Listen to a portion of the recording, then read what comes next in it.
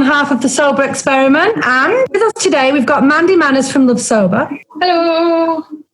We've got Simon Chappell from Be Sober, and he's also the author of the Sober Survival Guide. We have Sober Dave, who does not need any more introduction. He's an Instagram legend, and he does a lot of work for charity. Hello. And we've got William Porter, who is the author of Alcohol Explained and Alcohol Explained 2. I hope I've not missed anything else. Okay, so really quickly about my journey. I have been sober for a year, just a year now. On and off, been trying to be sober for 2 years. Finally went sober. I won't go into my backstory, but finally went sober after my very best friend Lisa, the other half of the Sober Experiment, went sober and basically railroaded me into doing so. Otherwise, I couldn't be part of the Sober Experiment. Go, Lisa, introduce. Oh, are you done? It's your turn. You can introduce yourself. That was really quick. So I'm Lisa, the other half of the Sober Experiment. I am a mum of 3 teenagers, crazy ones at that. So yeah, going sober to me was very important, that I could be there more for my children while they were going through wild times.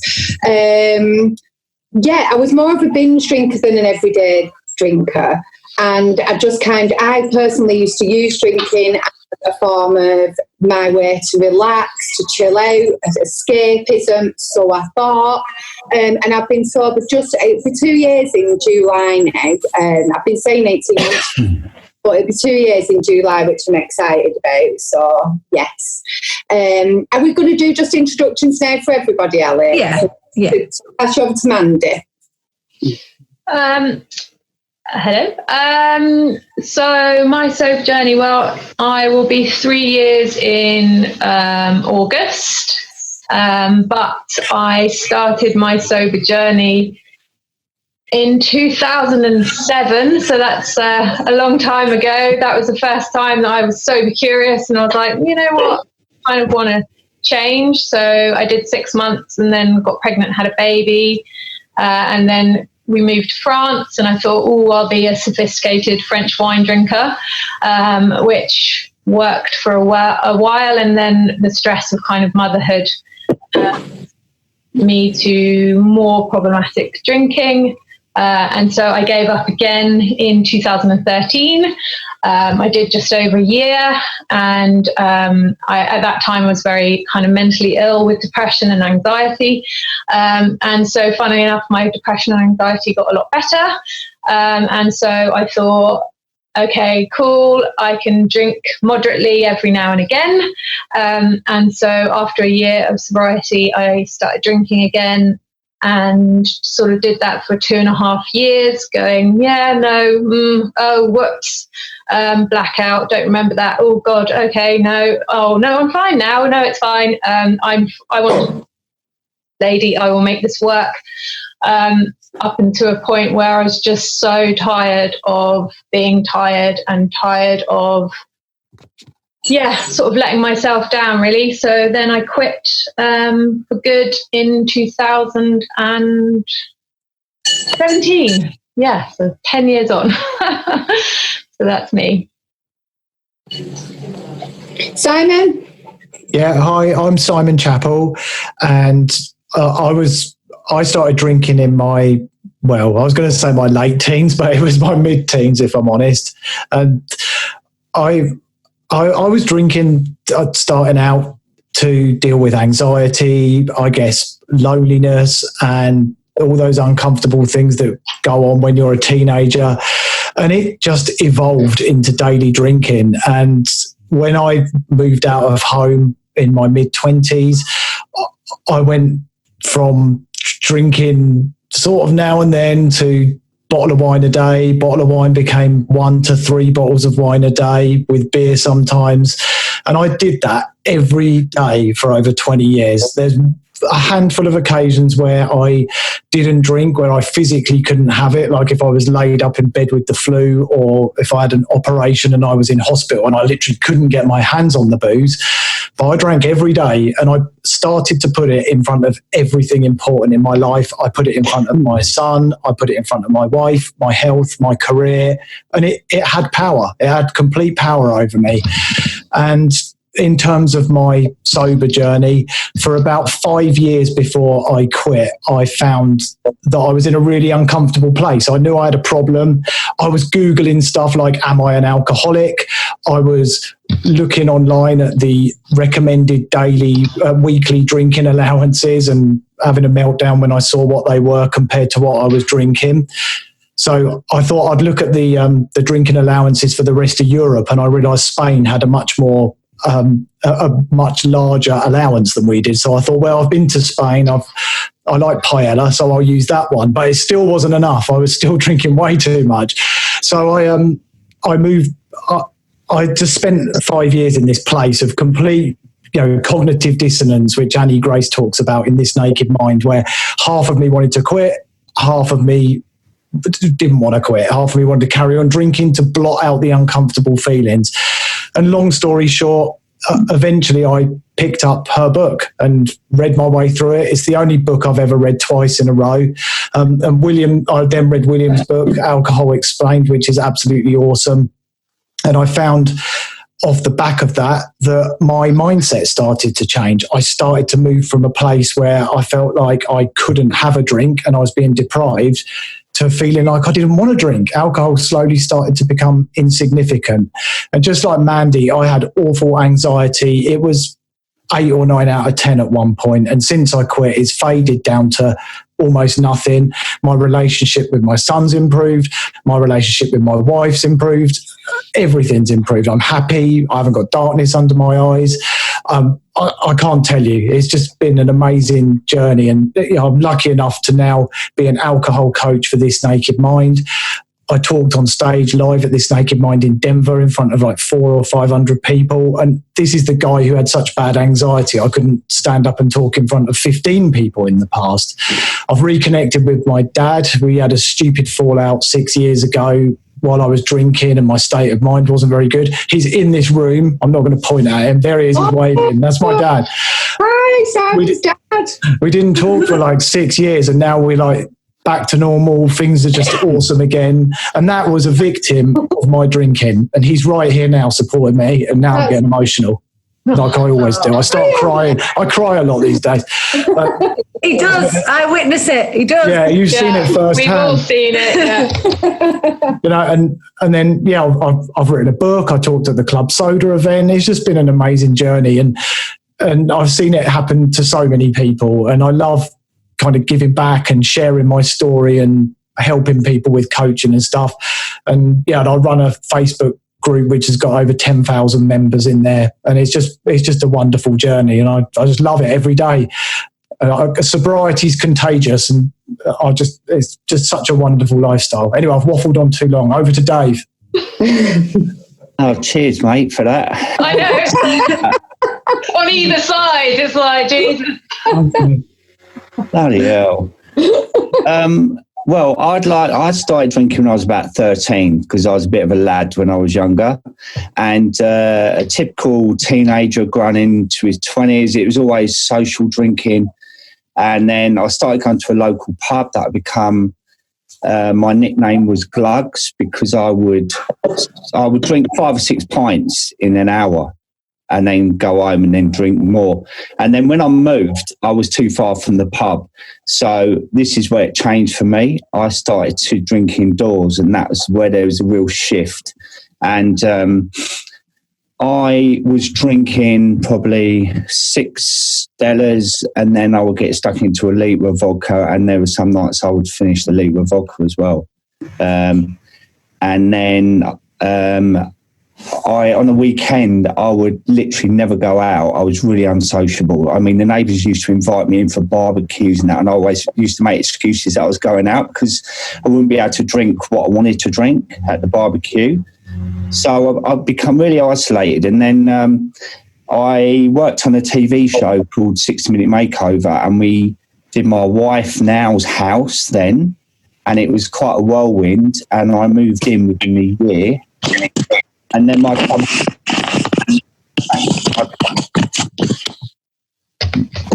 know what's going on there.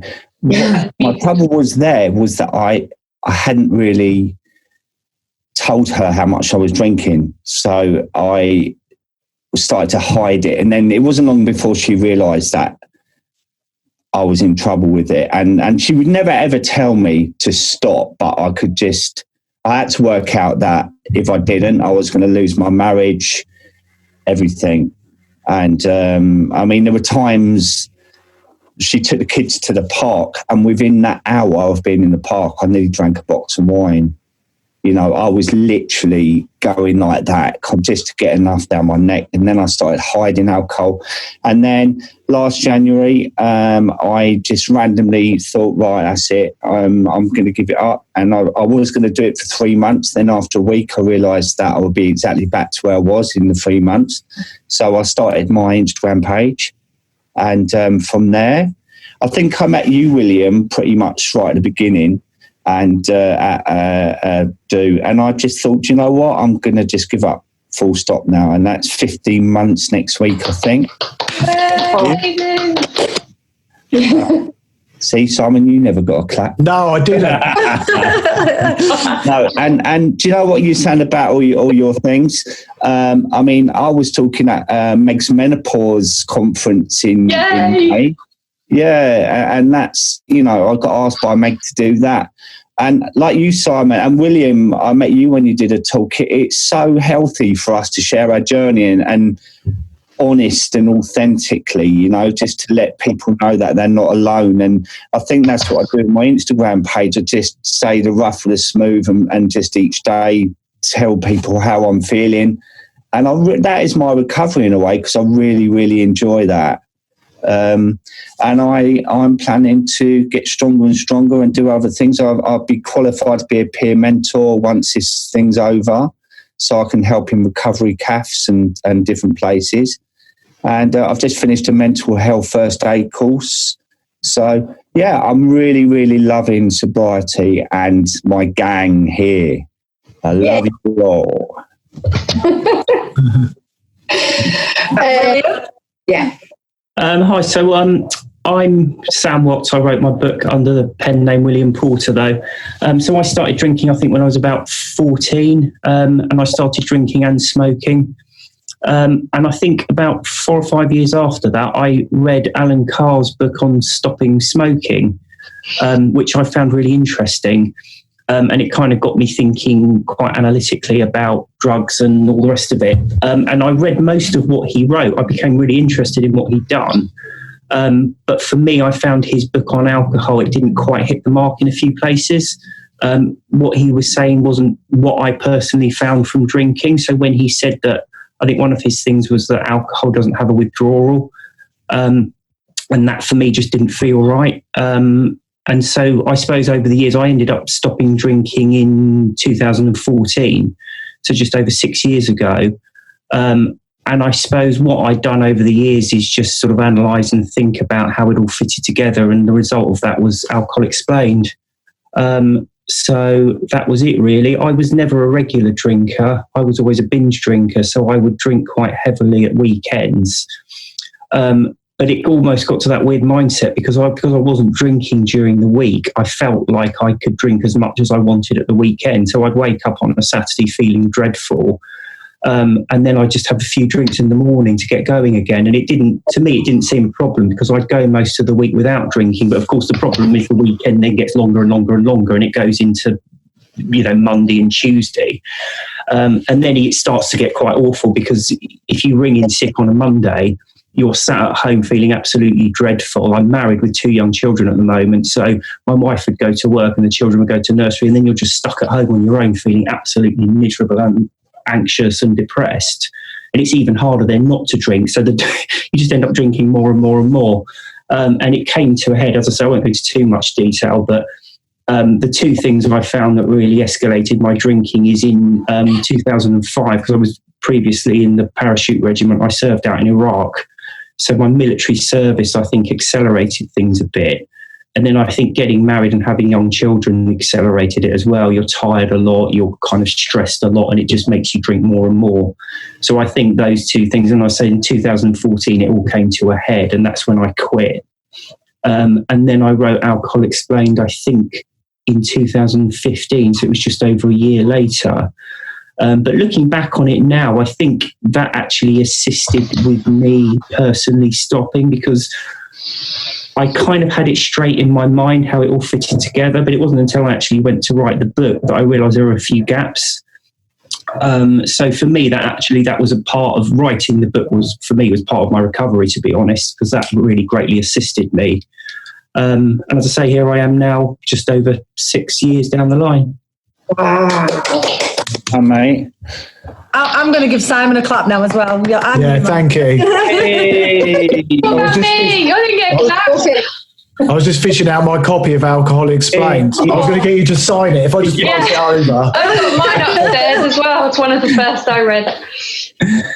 I've got a few of my favourite authors on here. I'm lucky. I can see Julia there. Who wrote. Hi, Julia. Yeah, Hi, I saw Julia. Julia as well. She's our mutual friend, so it's lovely to have her. You caused people that I know. stir in the October. Oh, sorry, Alex. Go on, sorry. I was saying William caused Sam.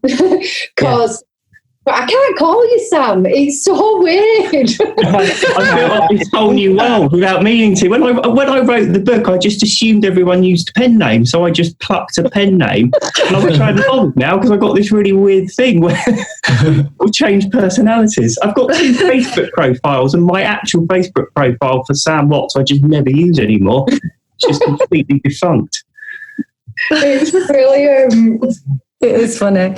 So we've got a few questions for you, and I think a good place to start, is with parenting, because it's been mentioned a few times on the board. And I think for any of you that are parents, this is going to be a particularly challenging time where we're all stuck indoors with our children, and it can be a trigger for some. Lisa, you've got a question, I think, for Matt. Oh, I have.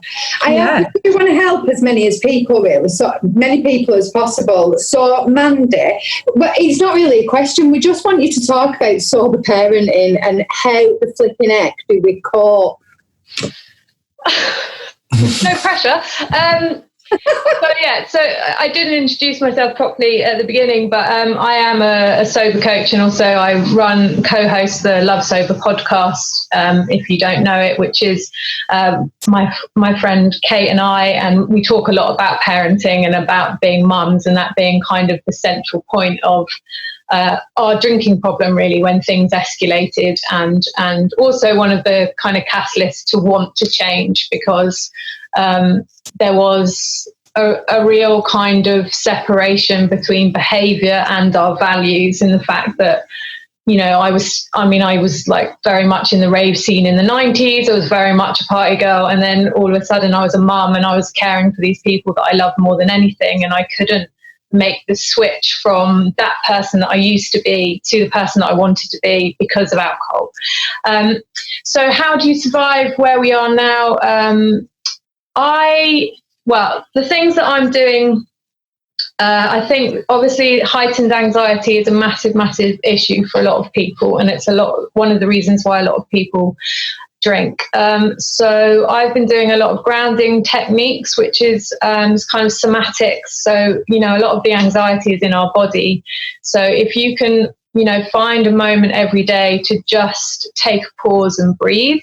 So grounding is essentially just feeling the connection with the floor. So, you know, you can kick off your feet and just kick off your feet or kick off your shoes, and just feel your feet on the floor and really feel that sensation. And, you know, say that to yourself, like, I am here and I can't change anything other than what I do in the next moment. And what's the next right thing to do, and really bring it back to that moment. And in terms of kids, taking the pressure off, you know, especially in the UK, you've got so much pressure to be perfect parents. I live in France, so I'm quite lucky that I live in kind of a bubble that I don't really have to engage in that kind of comparisonitis. And I've completely shut down all news, all mum groups. I've just muted them all, and I'm just doing my thing with my kids, and they are going to survive. Like, it's not going to be drastic for the rest of their lives if they do 1.5, 2 hours of school a day, and they do some painting and they watch some TV, and you give them a cuddle, because essentially all they need at the moment is to feel secure. That's the most important thing. The thing that's been coming out for a lot of people is space. So either if you're on your own, like lonely is very, very challenging right now. So like getting on things like this, you know, communities, there's loads and loads online meetings.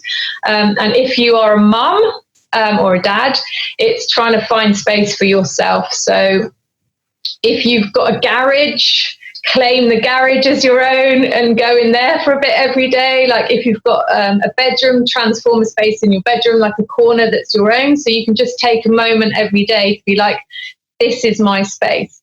Because what people tend to do is when we reach for alcohol, it's, you know, it's shutting out or shutting off. You know, when the world is spinning and you just want it to stop. So grounding, and taking space for yourself, and just letting go of what you should be doing and just do what feels right for you and your family, and just try and have a nice time. I mean, you know, I'm actually having if I don't know what's going on outside, I'm actually having quite a nice time, you know, because we're watching loads of films, we're doing loads of painting, doing lots of dancing. I've found, again, we're all kind of traumatized at the moment. And again, that's a lot in your body. And one of the things to do is to literally shake it out. So I'll invite you just to shake your hands wherever you are, if you want to. Can we have a full dance, Mandy? You can if you want. But if you shake your hands and just feel that actually you'll probably, I hope, feel a little bit better. Because what you're doing is you're literally shaking out the tension and shaking out the anxiety. And if you're, you know, if you like to dance with your kids, shake it out, shake your booty, put some music on, and all that's doing is literally, you know, it's, if you look at a dog, if a dog is scared, it will shake. And what the dog is doing is it's shaking out and sort of regulating its nervous system. And we as adults, we don't do that. We freeze and we hold it all inside. Yeah, and that's where, and then we walk around tense, and then we walk around tense and we get to the end of the day and we go, so yeah, so anything that you can do to release tension from your body, be it shaking, be it dancing and breathing, that's probably my top tips.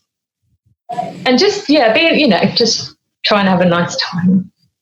Yeah, I think I get to breathe sometimes, don't we? I know I do. Like you said, you realise you've been walking around tense all day, yeah, and not being mindful of your breathing, and it does help a lot. I do a meditation in the morning, only for like 10 minutes, but throughout the day that stays with me then, and it reminds me to kind of be present and to just breathe. But I like that shaking. We'll all be doing that at the end of this in our cupboards. Yeah. And all these things is like, it's all stuff you can do with your kids. And part of that is that, you know, like Simon was saying, the positive aspect of sobriety is like, you know, when you're starting to go, right, shit, I've learnt tools to make myself feel better, and I can pass that on to my kids so they can be more emotionally regulated and in control of their emotions. That makes you feel really good. And that's like another motivator not to drink, because it's like, okay, you know, and now, you know, how do you feel? Let's talk about it, you know, rather than shutting them down, because you can talk about your own feelings, you know, and that's the sort of things, those are the gifts of sobriety, really, because it's like, I feel really anxious right now. Do you feel anxious, Bob? Yeah, I actually feel really anxious what can we do at the moment to feel less anxious? All right, should we do a bit of a dance? Yeah, let's do a bit of a dance and shake. No, I'll tell you, I feel really anxious because of the coronavirus and seeing all these loved ones in hospital, and watching the news from Italy and everything else. And I find it very difficult to ignore all of that. And I worry about my loved ones. My husband is high risk. So I just find it very difficult to be mindful at the moment. I just feel, and I've turned off social media. I watch the news once a day, but I just find it very, very hard not to think of those that are out there losing loved ones and who are really, really ill. Now, I've done, I suppose, 4 months sober, but I had a blip for 3 days and I'm now back on day 7. But I just find it so tearful to watch the news and so heartrending.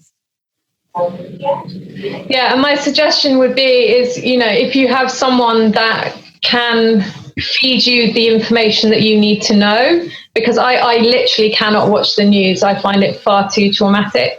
And so my husband tells me what I need to do. And other than that, I have no idea. I mean, I live in France, I have no idea how many deaths there are. And it's not because I don't care, it's because I care too much. And I'm a highly sensitive person, and a lot of people that drink are highly sensitive people.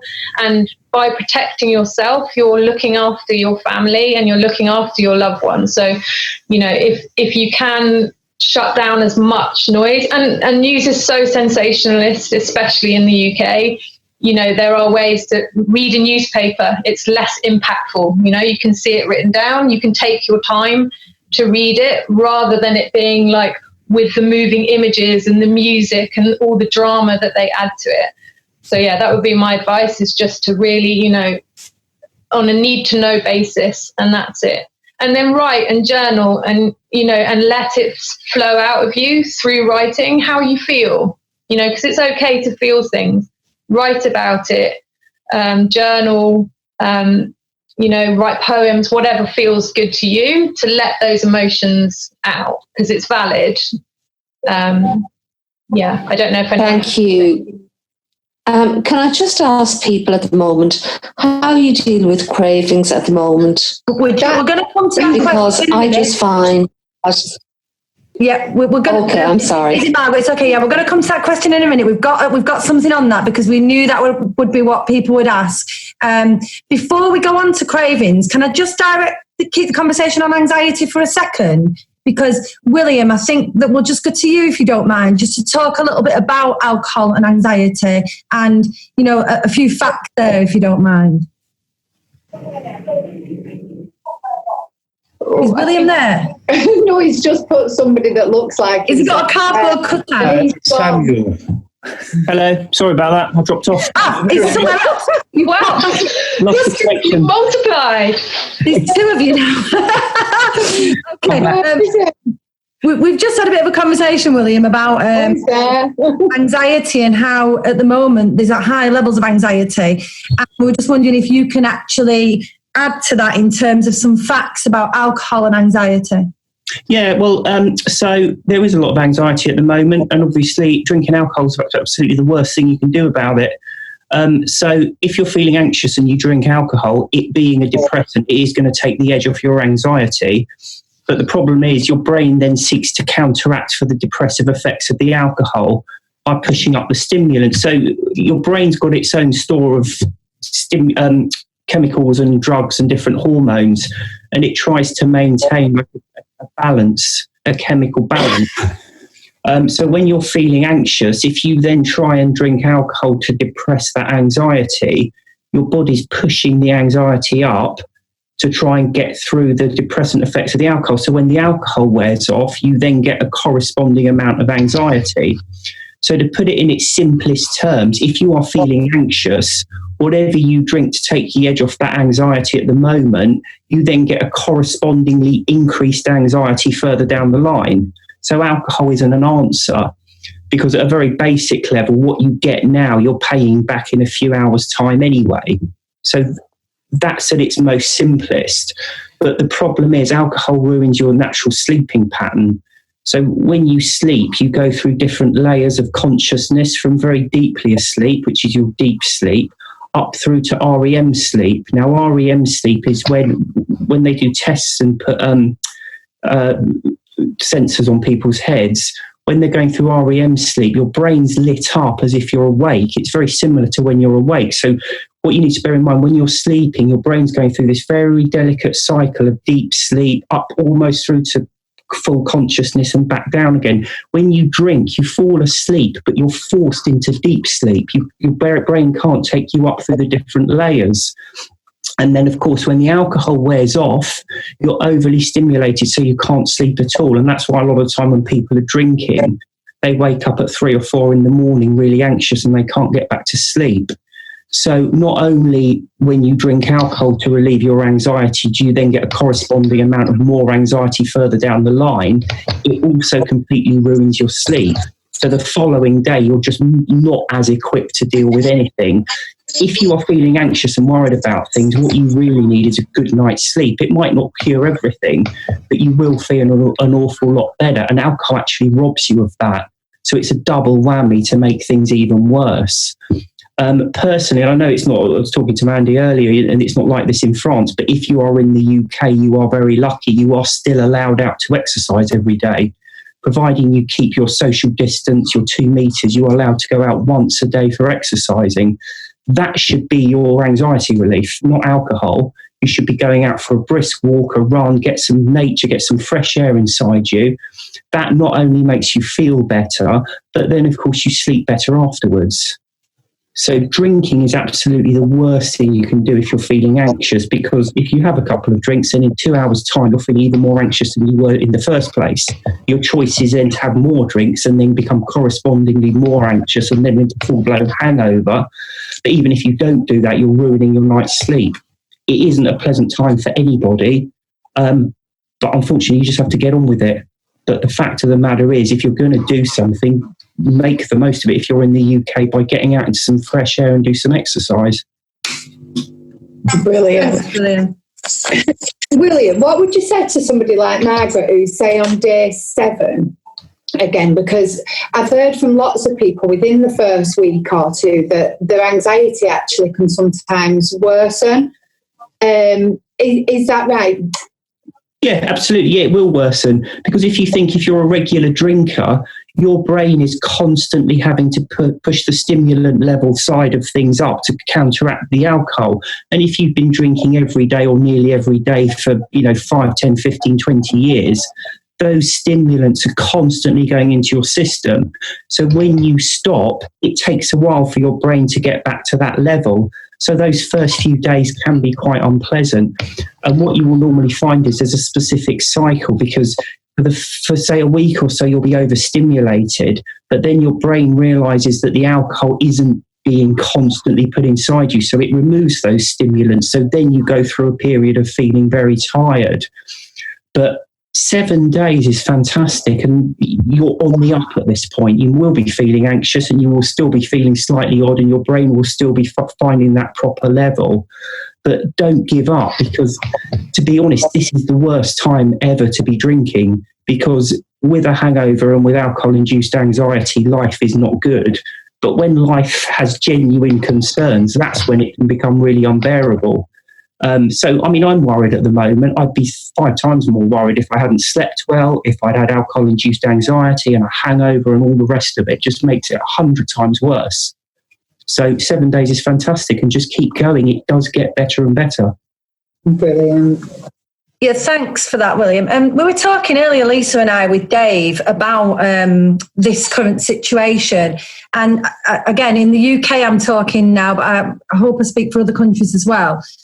This, for the UK, it's new. It's 7 days. And I think that a lot of us are a little bit, even though we're isolated, even though we're locked down, there's a lot of holiday mentality going on. So you're seeing on Facebook, I'm in the garden with the kids, I'm having a picnic, or I'm painting, I'm doing whatever, all this creative side coming out. I'm very concerned, as is Dave and Lisa, and we'll speak to the others. This is the honeymoon period, if you like, and what happens next in the next week or 2 when things really hit home. As anyone, Dave, what about you? Have you got any advice for people going forward, or do you just want to comment on that? I just think people need to be prepared, because I've spoken to quite a few people now, and I mean, let's face it, the weather's been really, really nice, and it has felt like the honeymoon period.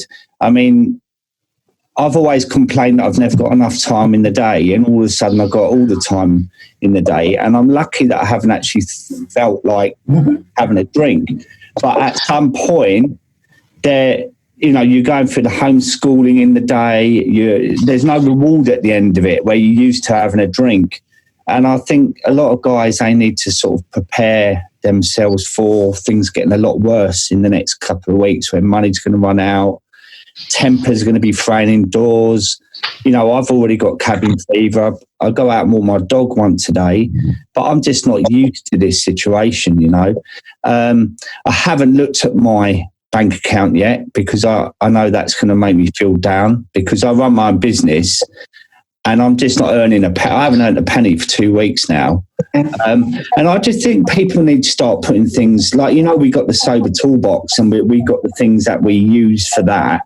I think we need to start putting some things in our sober toolbox to prepare for the next 2 or 3 weeks' time. And so we're ready for it, rather than it kind of biting us on the arse. And, you know, I think we need to start thinking about that now, really, because it'd be quite easy to think that, you know, sod it, I'm sick of this, I'm fed up with this. And then once the voice of, I think I might have a drink tonight, or I could do with a drink, or I really feel, once that starts to nip away at you, unless you smash that out of the park, then there's more of a chance you're going to pick up a drink. So it's looking after that as well. Can we get some tips from anyone on the panel of how people might do that? Sorry, Lisa, go on. All right, I was just going to ask Dave, we were saying this earlier about how we all seem to be surrounded by memes and things on Facebook, Instagram, you know, even as much as I had my rant this morning about the Saturday morning breakfast show, you know, there was a lady on there with a glass of red wine saying wine's the answer, and this is coming at us from every single angle.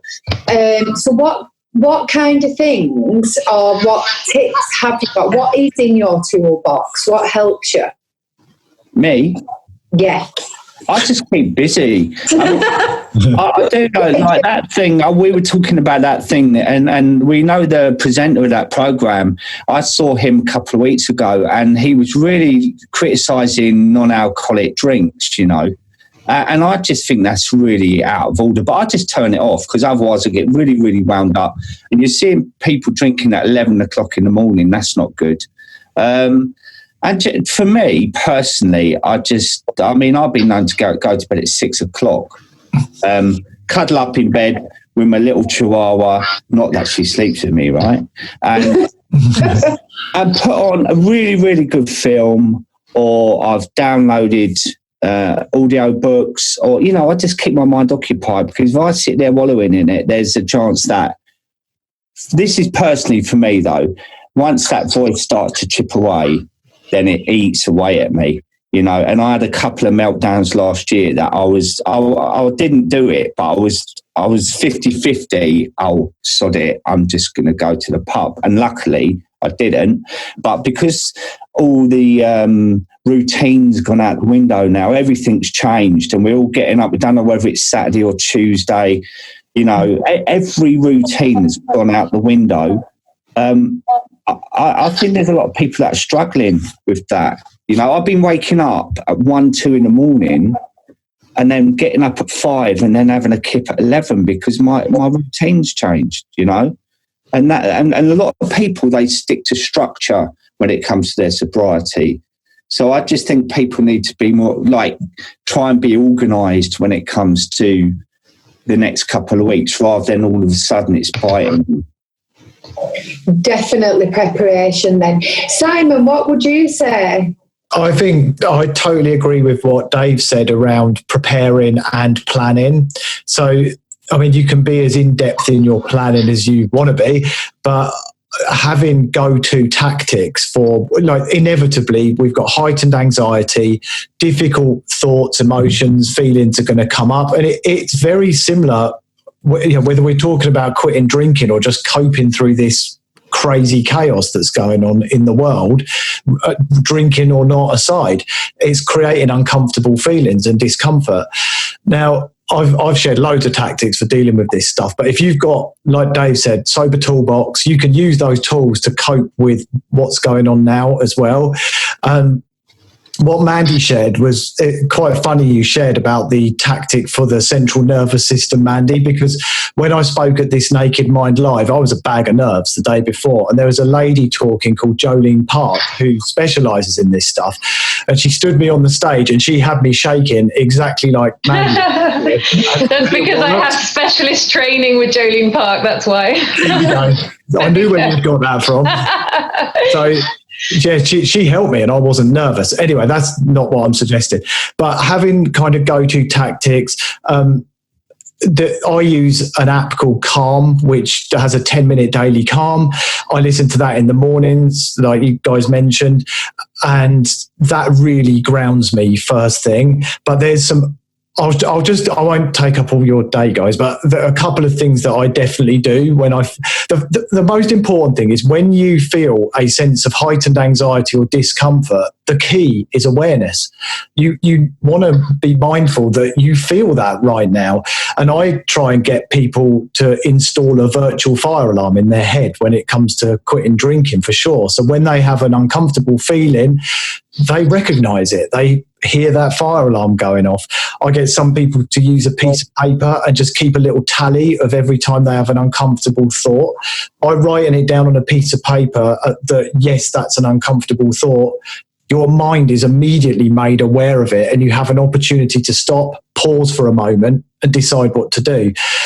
Someone mentioned to me recently that they kind of visualize it like when a monk or Buddhist tings their bell at the end of a meditation session. Yeah, that's the ting sound is the uncomfortable feeling. I'm recognizing it. I'm pausing. So pause is the first thing.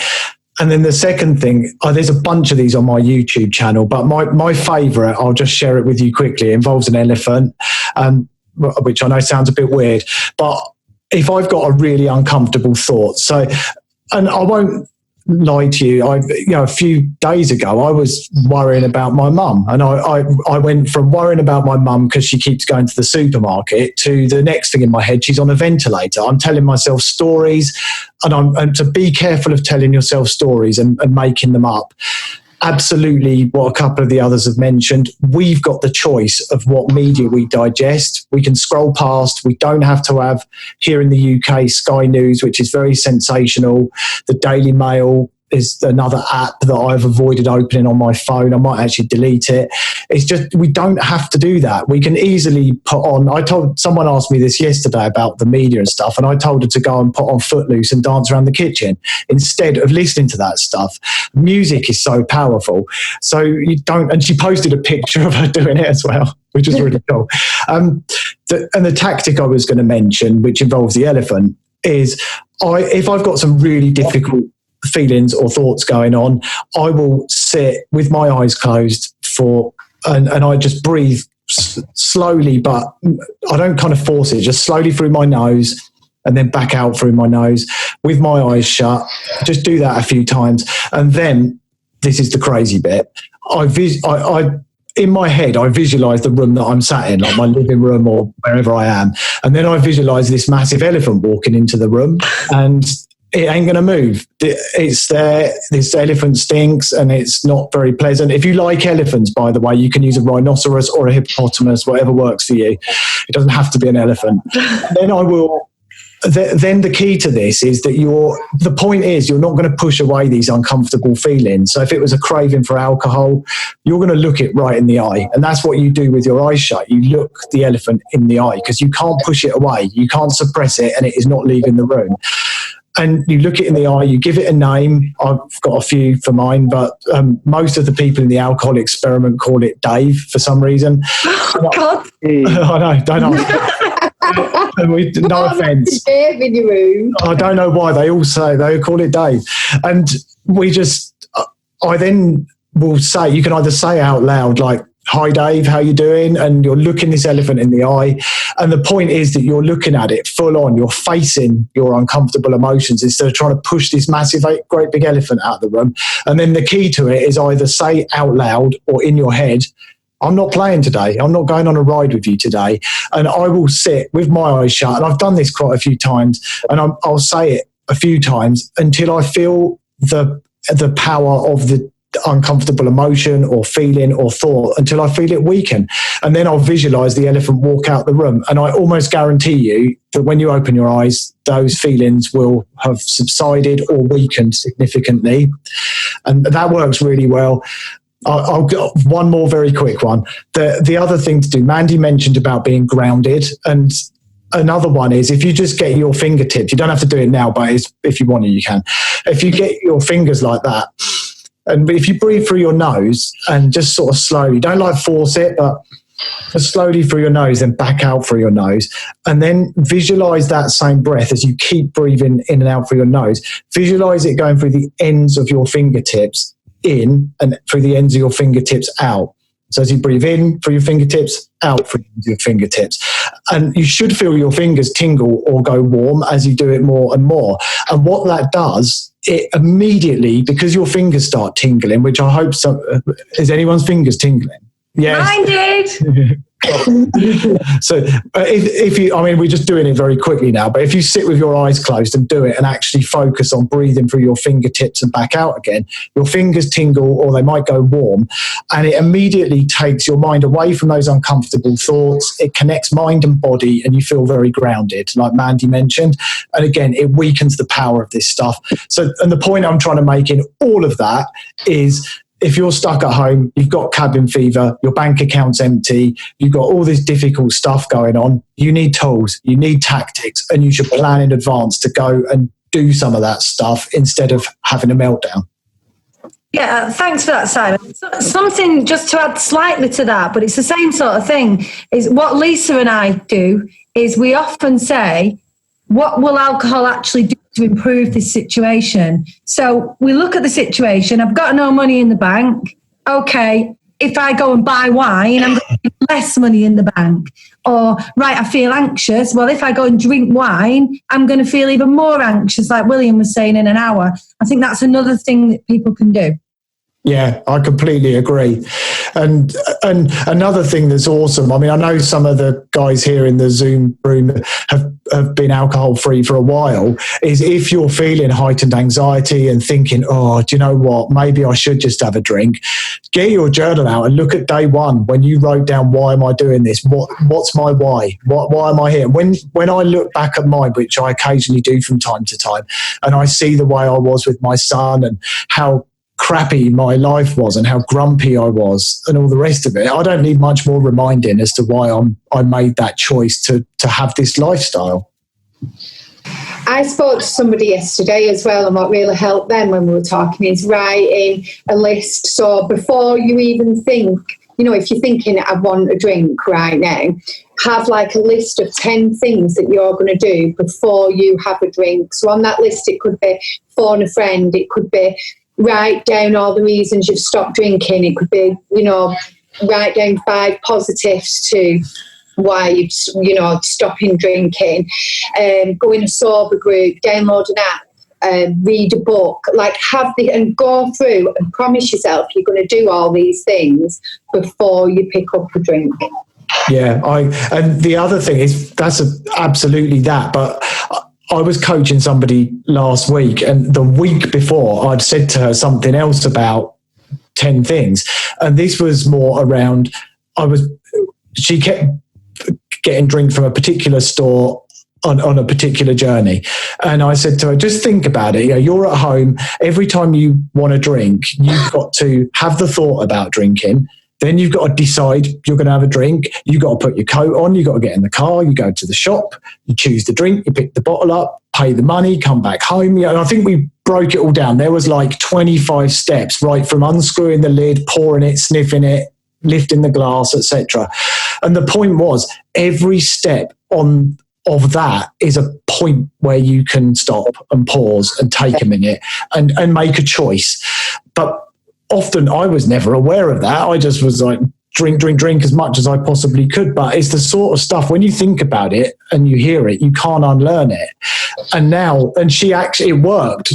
She did have an urge, and she kind of got to the front door and she thought, oh, hang on, I'm on step 3. I'm just going to stop. And she sent me a message and she didn't go out the door. Brilliant. So just putting it into stages like that and just saying, okay, where am I? All right, I'm on stage 5. I'm not going to go any further now. I'm just going to put my car keys away. I have another one to add. Well, 2 things really. Remember that we are resilient beings. Like, our bodies are amazing, and when you don't have any substances and you're not reliant upon a substance, your body and your brain creates options. So remember that, like, yeah, you're at a stage now, but that stage is going to change, and everyone around you is going to change too. You know, and I know, like, from being in France, when, you know, 2 weeks ago there was no food in the supermarket, that lasted about 5 days. There's food in the supermarket now. You know, like, things adjust. We put things in place. We're reactive beings. So, like, this isn't the status quo. It's just what's happening today.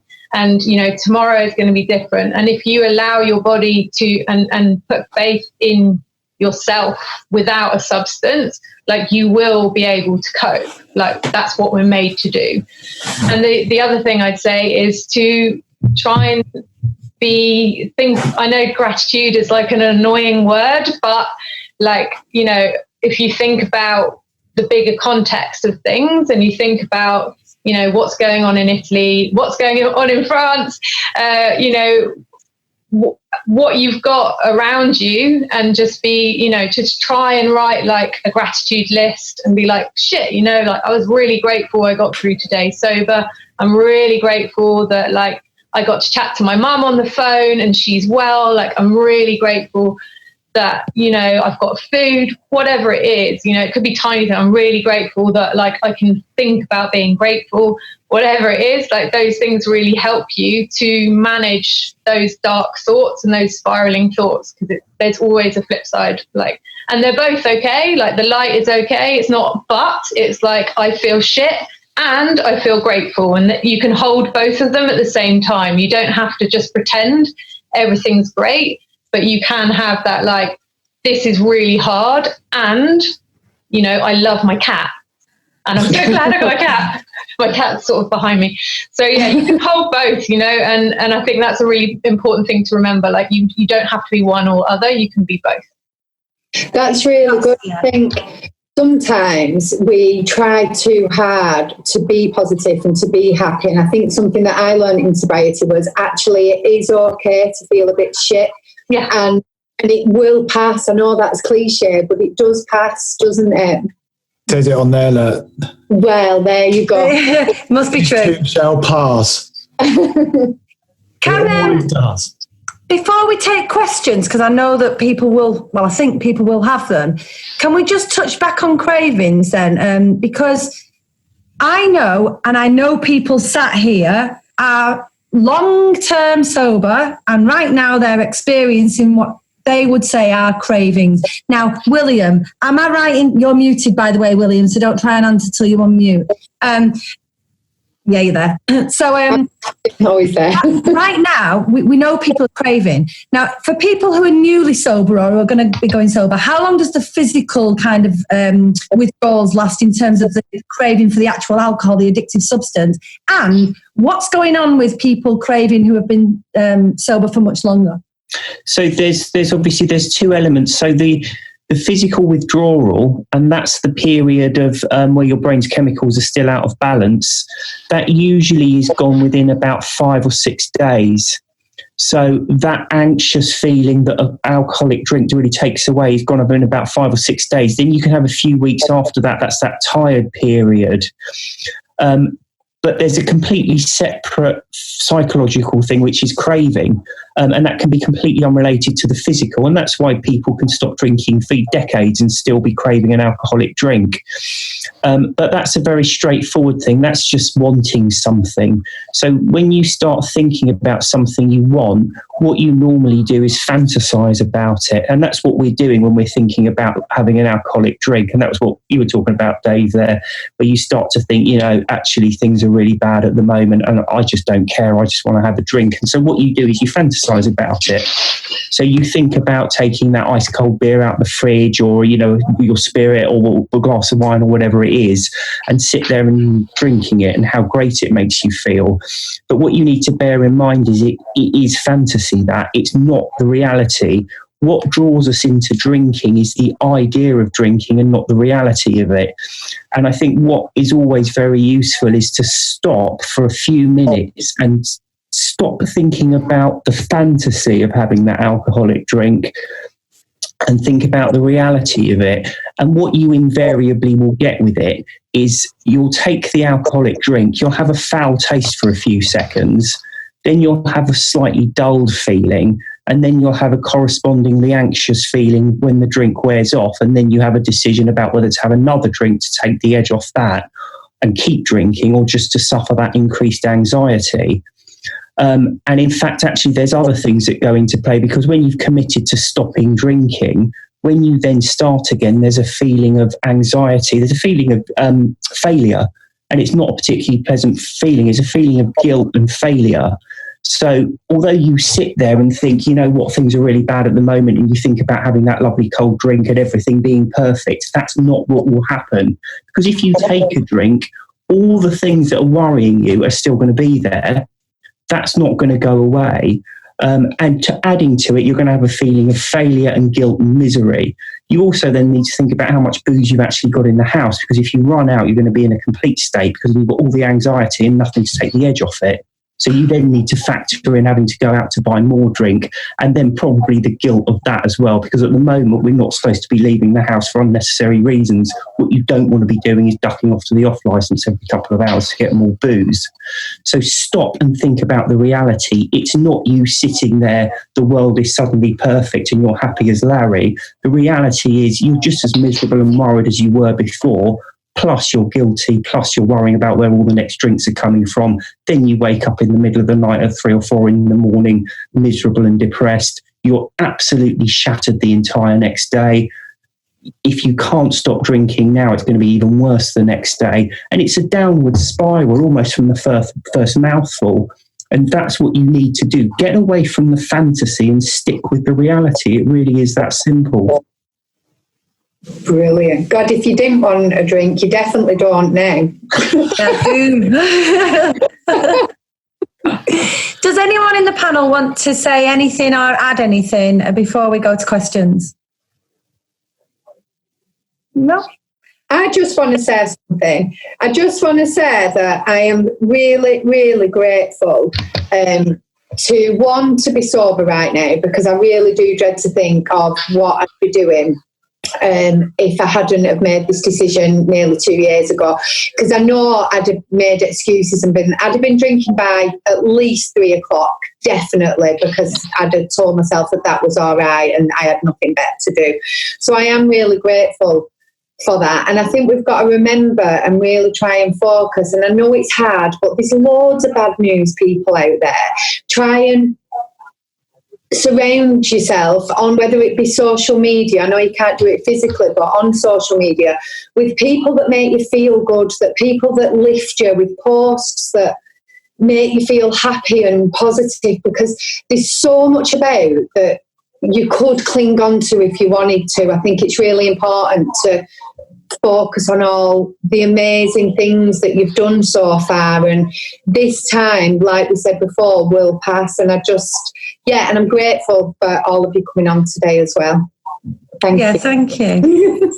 So if anyone's got questions, you can either raise hand and Mandy will invite you to ask, or you can post in the chat. So if we just have a minute or so now to do that. Simon's dad's got one. Oh God. Also muted. I'm muted. I'm pretty unique among you for 2 reasons. One, I'm Simon's dad, and 2, I'm a drinker, and the 2 are not related, by the way. He hasn't driven me to it. In listening to what you're all saying, as somebody who still drinks, I have to say so much of it resonates with me. And so many of the symptoms that you're talking about, I've now realised that I am suffering. But I didn't realise that I was suffering. I just thought that was part of normal life. So, yeah, I mean, Simon's dad, I'm very proud to be so, obviously. But thank you all for all the things that you've been saying and that I appreciate it.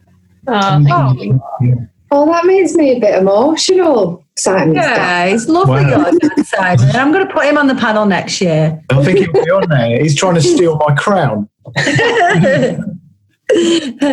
Any other questions? Come on, now's your chance, people. Look, you've got some proper sober legends in this audience. I'm going to have a swipe across and say, oh, you're out of quiet. Everyone's tired, I think. You can type them in the comments if you don't want to talk out loud. Does anyone want to type a question in the chat? I'm going to ask you a question. When are we going? We've got a question. Oh, go on. Paulie A. That's Siobhan asking a question down there as well. Okay. Hang on. Oh, where are you gone? Paulie Hi, A. everybody. Well, Oh, hi Hello? there. Hi. Hi, my name's Paulie. Great beard. Thank you. Thank you. I've been, I've been sober for a while. I'm very fortunate. It's really cool that I'm in Wisconsin, USA. wow. And it's really nice to be able to do this. This is so mind-blowing compared to when I had to first try to recover. So I'm a recovering alcoholic and drug addict. But so I really appreciate all this information and all these tools that what you're sharing. It's really, really cool. The question I have, when I was first trying to break the cycle and recover, was all this dysfunctional behavior and these patterns that I had learned.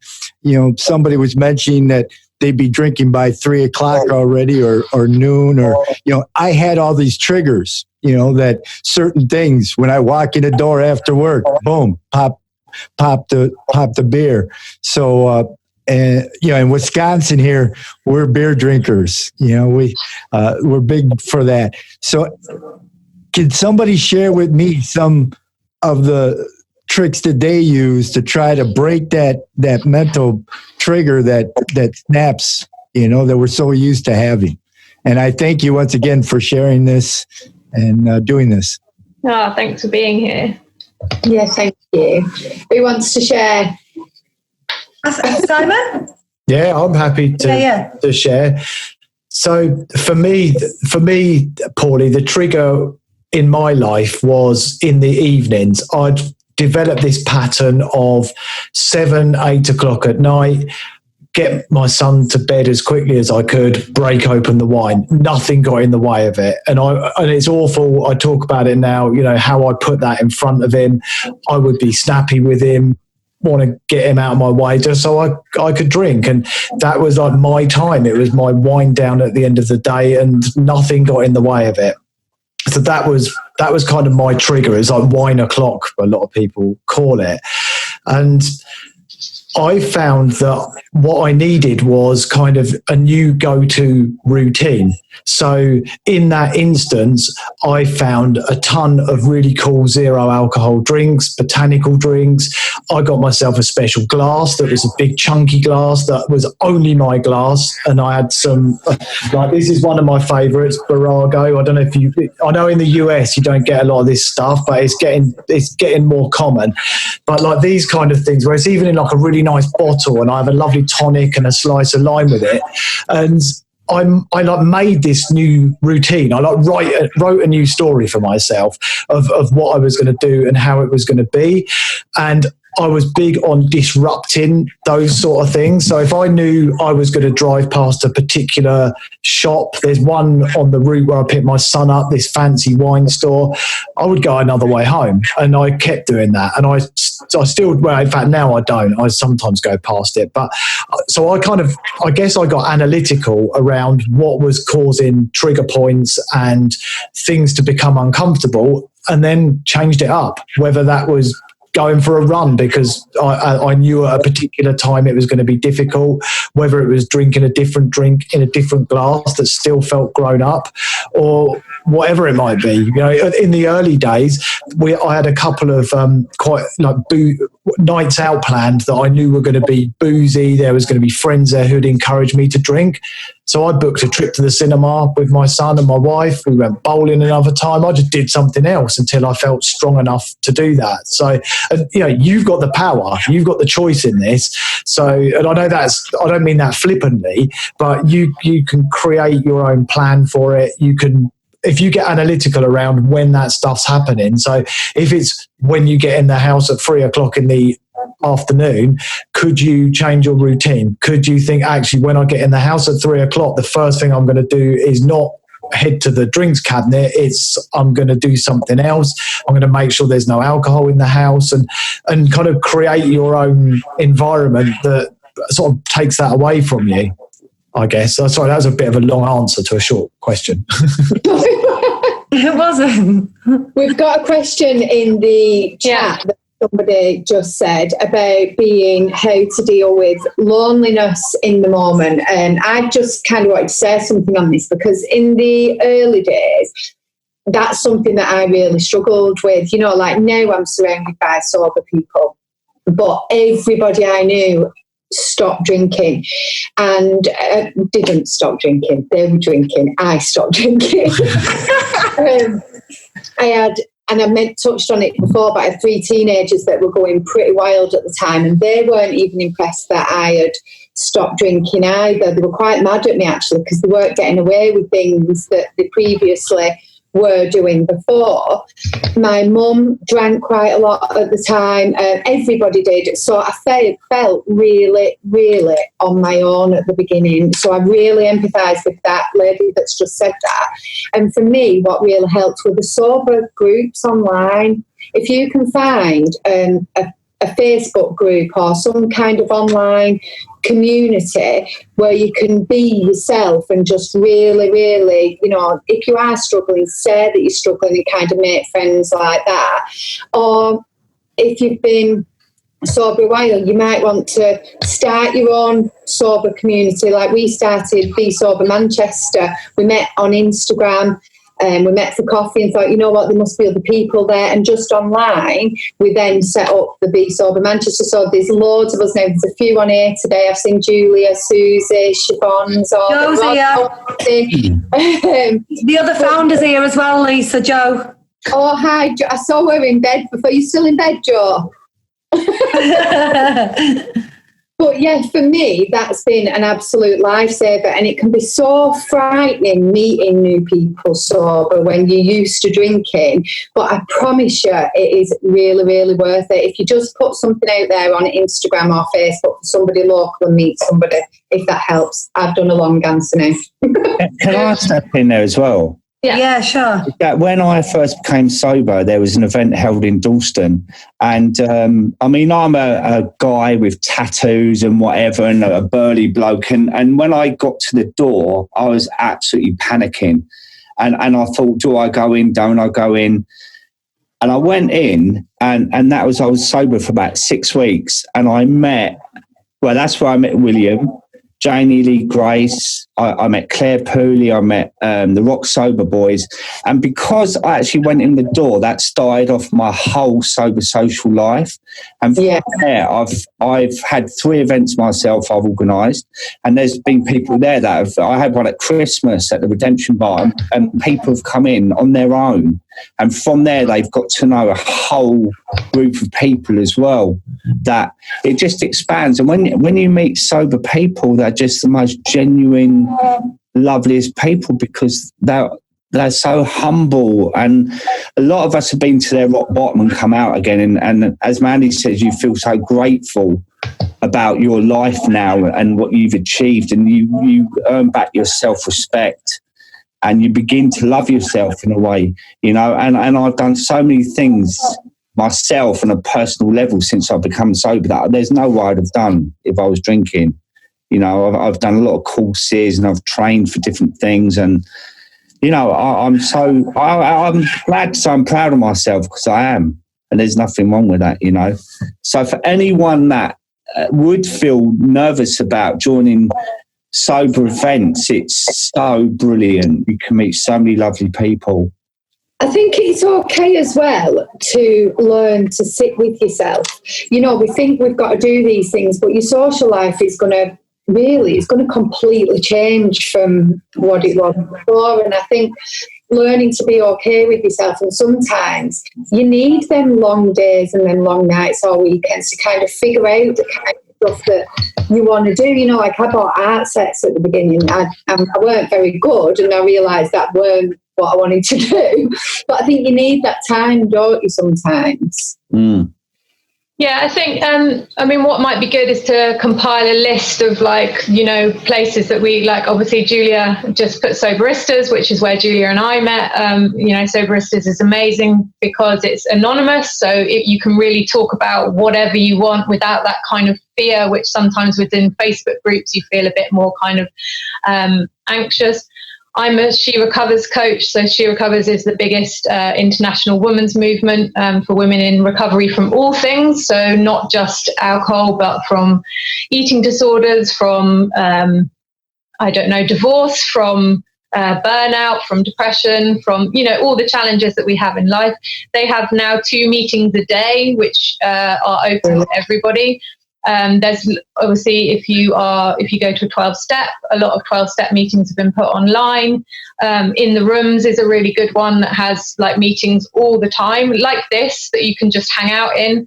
And the beauty, I mean, I never went to AA. It wasn't my journey, but because I've been kind of facilitating some meetings, I've learned a little bit how that space works in a sense of being a sharing space. So it's literally, you just get to say your shit and that's it, and everyone gets to, and, there's something really great about that right now, that kind of no shame, no blame, everything's really hard and my life is really difficult, and being able just to offload that in a safe space, and you feel less alone, and I did one the other day for She Recovers, and there were people like we are now, from all across the world, and it was, people in Italy, people in San Francisco, and we all had this common problem, which had been, we'd struggled with something that had been a maladaptive behavior, and also we had this virus, and, none of us left feeling lonely, we left feeling connected, and so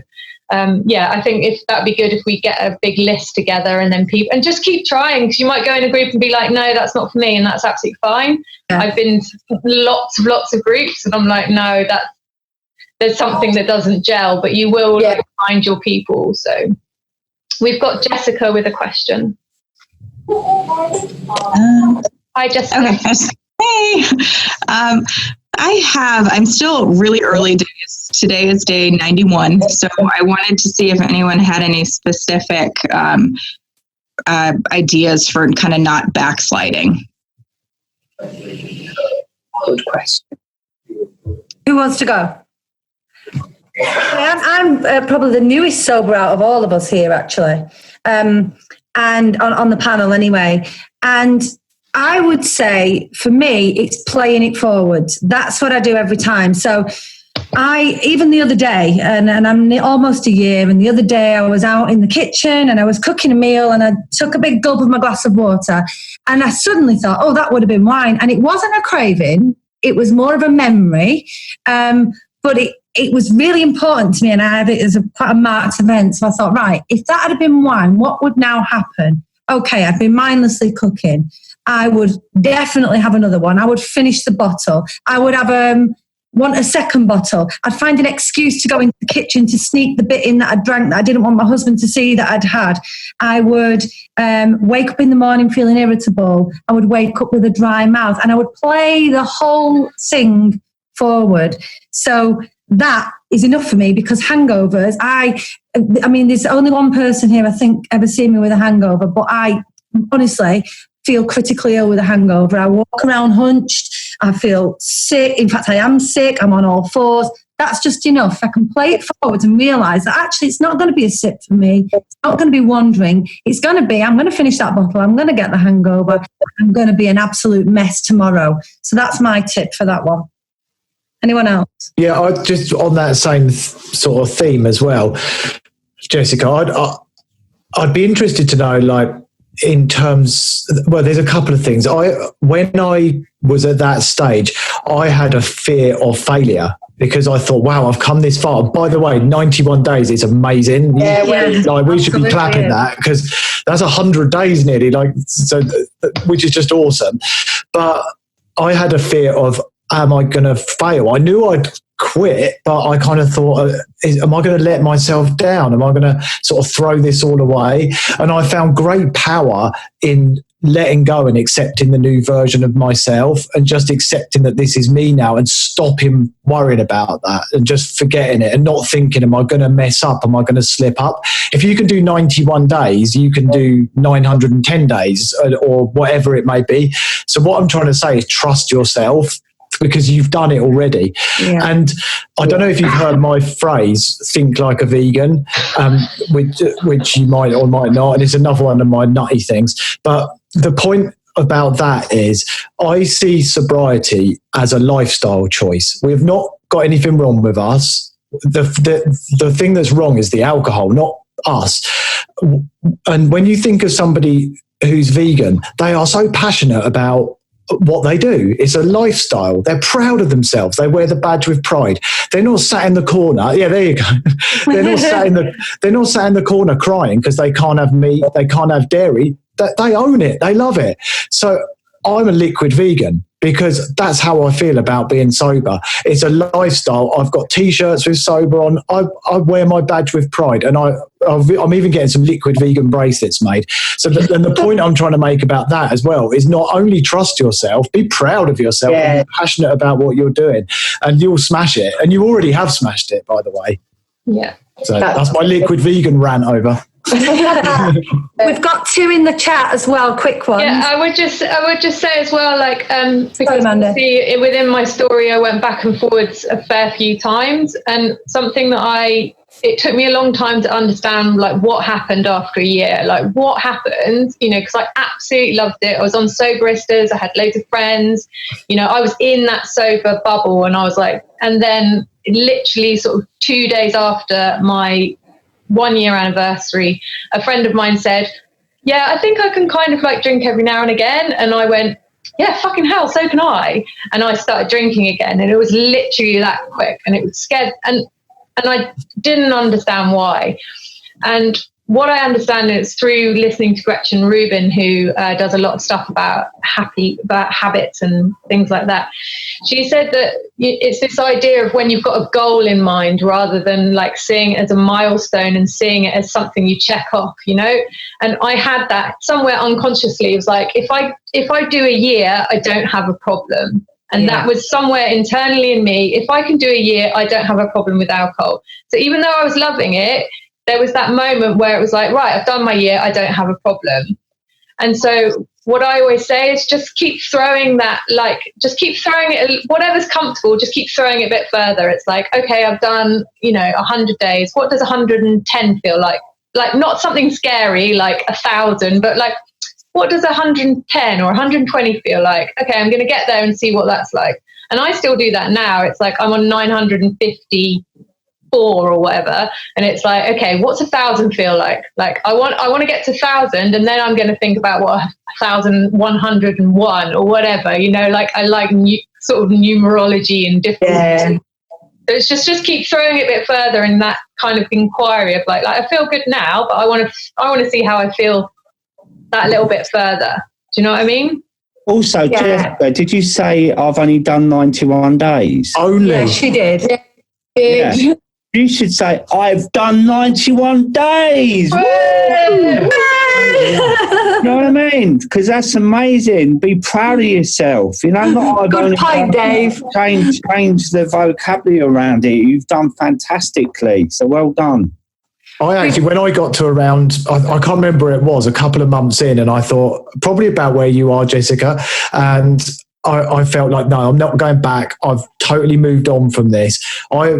I felt that my relationship with red wine was like a love affair that turned sour. And, red wine used to get me through the good times, the bad times, all the rest of it. It was always there for me. It was like my comfort blanket. And then it turned on me, and it all turned sour, and it all turned toxic. And I felt like I was ending a toxic relationship. So when I felt like I was in a place where I knew I was never going back, and this was the new me, and I would not drink again, I actually wrote a breakup letter to red wine. Dear Mrs. Shiraz, we're over. And I put it on my blog, and it was so empowering. And I was just talking about this on a live in the alcohol experiment, but I would only do it if you feel like yeah, I'm confident this thing's through, almost like a divorce. But it's really empowering when you do that and write that letter and it's like closure, this thing's over, I'm walking away. So maybe, Jessica, when you get to a point where you feel ready to do that, do it. But I'm not telling you what to do, just whatever feels good for you. It's another good point. And that, Mandy, what you just said about stop-start is one of the questions that's in the chat as well. They want to know if we all did stop-starts before we finally got it right. I'm going to answer yes. I stop-started for a while. Mandy? Yeah. Lisa? I didn't. I tried moderating. That didn't work, but I've never stop-started. I just stopped. William? Mine was like Simon. Fear of failure was... I didn't want to go back to that day one. William? Yeah, I started a few times. Yeah, although it was always a bit strange for me because I would stop, but have in mind that I wasn't going to stop forever. That was the big thing for me. It was finally accepting that I was going to stop forever and I was never going to have a drink again. For me, I'd be horribly drunk and I'd say, this can't go on. I'll stop for a month, and I'd stop for a month or something. So I suppose I didn't start as in tell myself this is it forever. There was only one time that I actually got to that stage, and that pretty much was it for me then. What about you, Dave? No, I've never started. Let me just tell you what I think about alcohol, though. It lured me in. It made me love it, and it betrayed me. It absolutely betrayed me because it lied to me. And now I just absolutely hate it. I give it zero respect. And that's my way of dealing with it, because I won't open that door. As soon as I hear the voice, it can go away, And I know we all deal with it differently and we all got our own ways, but I will never let that thing back into my life. And that's how I live every day, by that. And I'm sticking by it. I think that's, when you get to that point where it's like, you couldn't pay me. Yeah. And you couldn't pay me to drink. Like, I live in France. We have a wine cellar in our house. My husband is a connoisseur of wine. We have beautiful vintage bottles. I could not care less. Like, it doesn't even exist to me. I don't see it. And that's because I made the choice that for me, nothing to do with anyone else. It did me more damage than it did good. And now, like, when you get a bit of distance from it, it's like, I can't remember the taste. I don't know what it's like, and I have no interest in knowing. And that's how it will stay. And that's so you've also divorced it, both of you, like as divorced Miraz. A bitter divorce, but bittersweet. There was a question in there, Alex, that somebody had just asked about what our favourite non-alcoholic drinks was, but underneath I can see that she said that she had a non-alcoholic gin last night and then got a craving afterwards. So I just wanted to say that if non-alcoholic drinks are acting as a trigger, then I definitely wouldn't recommend drinking them. I don't like any wines. I like a beer, but other than that, I drink tea and I drink like sparkling water and juice. Like, ridiculously, for years I didn't drink juice because it's got sugar in or whatever, but I'd like to down like a bottle of wine without any problems. Like the other day, just a pint of, apple juice and sparkling water is so refreshing and so nice, or orange juice and lemonade or whatever. That's probably my go-to. And an alcoholic beer, because I didn't used to drink beer, so I was a red wine drinker, so non-alcoholic. And me, Mandy. And me. And the thing is about that, I mean, I don't like any of the non-alcoholic red wines at all. No, they're disgusting. Disgusting, yeah. I have Heineken Zero occasionally. And other than that, juices. And it brings me to the last bit there on the questions. Somebody's asked about non-alcoholic bars in Manchester. I'm going to ask my lovely friend Siobhan to come on, actually, if she's brave enough, because she's our go-to in Be Sober Manchester, as in she's the party girl. She still parties, she's sober. She might know a few bars that are non-alcoholic. Siobhan, would you mind? Unmute yourself. That's right, I've done it. Come on, have a speak. First of all, can I say thank you so much for doing this, guys, because I'm always so buzzing about being sober, but I felt like really not like I wanted a drink, but really like meh about it. Like, oh, I'm sober. That's just me now. And I just wanted to say thank you for this, because I haven't been seeing anyone that's sober. So this has like made me feel buzzing again. So thank you. Oh, good. Sober bars in Manchester. So I did an event for my first soberversary, because I'm just extra AF, and we had a birthday party for it, and it was at a bar called Speak in Code, and we've been there with Be Sober Manchester, and they the guy who runs it is sober. So it's a cocktail bar. He specialises in cocktails. But if you go there and ask for mocktails and stuff, they're absolutely amazing. Like, he's so creative, and it's something that you wouldn't get in any other bar. More of like a mainstream bar is Be At One. They have bars like all over the UK, and they have a really nice mocktail menu. They use stuff like Seedlip as well, like if you want that sort of taste. There's a couple of venues that do alcohol-free beer. So we went to the Ultimate Power, which is at the Ritz. They do Zero San Miguel, which is the same price as normal beer, which is really annoying. But it's nice to have a sort of drink, like, and feel part of something. What other ones can you think of? Dishoom. Dishoom. Obviously, none of these are open right now. But No. yeah, Dishoom is really nice for mocktails. It's the Brewdog as well, isn't there? Brewdog, that will serve its non-alcoholic range. Yes, yeah, Brewdog is amazing, and I think they have them in quite a few places in the UK. And in Dry January, they did bottomless alcohol-free beer. Obviously, you're not going to sit there and drink like 8 of them. Like, after 1 or 2, you're pretty okay. But they're really like all for alcohol-free drinks, which is really nice. Thank you. Oh, thanks, Siobhan. Anything else, guys, before we wrap up? No? I've lost everybody. Thank you to our lovely panel. You have been amazing. And honestly, we're so grateful that you gave up your time to do this. Such a shame that we've not been able to do it in person and cheers each other. But let's just say, not cancelled, postponed, and hope we can get together soon, guys. Thank you, everybody, for coming to watch us. Underneath the videos, we're going to post these in each of our social media groups and page. Won't go out in public as such. It's just going to go within our groups. But we'll put the links to each of us on there so you can find us on social media as well. Is everyone okay with that? Yeah. Yeah. Lisa, do you want to add anything before we go? Is she there still? We've lost her. I'm here somewhere. Oh, I can't see you, but go on, have a speak. Do you want to say anything? No, just thank you to everybody. It's been amazing, especially to have people from all over the world join us. It's really exciting. So thank you, everybody. Paulie, can I tell you something, mate? I've decided not to trim my beard throughout the whole thing. So I hope it doesn't get to the length of yours. It's magnificent, but I hope it's over before that. A few months worth there, mate. You look fantastic. It looks brilliant, doesn't it? I've decided not to trim mine as well, Dave. So. Yeah. My hair's going to be all kinds of wacky at the end of this. It'll be like a, dip dye blonde with grey. Oh, natural. Well, Yeah. Dave, I think you'd look really good with a nice long beard, but I agree with you. I hope it doesn't last that long, and I hope you guys stay safe and healthy, and we will get through this. I know that. So, yeah, good man. Likewise. Have a good day. Brilliant to have you here. Yeah, thanks, everybody.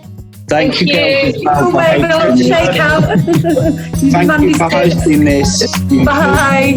Bye, guys. Bye. See you later, everyone. Thank you.